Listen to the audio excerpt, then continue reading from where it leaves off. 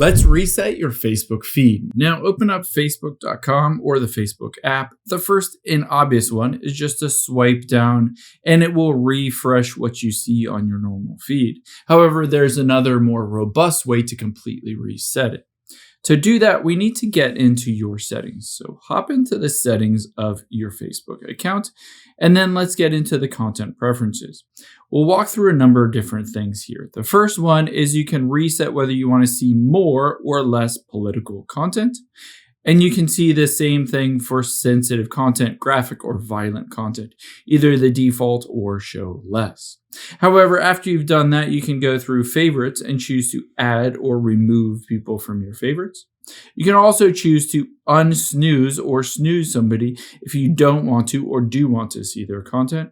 And the same thing for unfollow. You can choose to unfollow somebody if you wanted to unfollow them, or you can refollow them as well as reconnect with them. After you've done all of those, all you need to do is go back to the home and then swipe down to refresh with your reset feed.